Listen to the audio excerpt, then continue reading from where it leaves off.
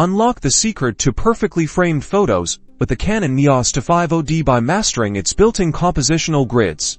First, power on your Canon Eos 250d and locate the menu button on the back of the camera, typically found near the top left of the LCD screen. Press the menu button to bring up the camera's main menu.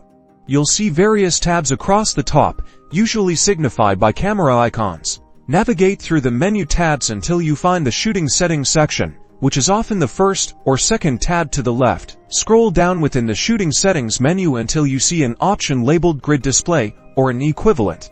Typically, it's among the later options on the list.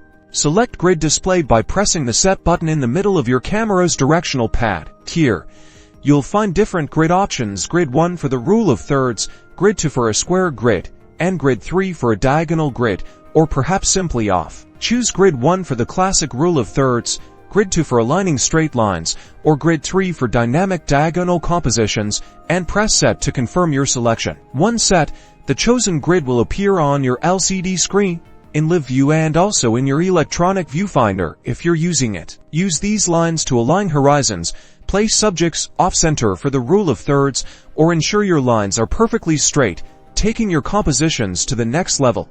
Experiment with each grid to see which best suits your shooting style, and enhance your framing skills effortlessly for stunning photographs every time.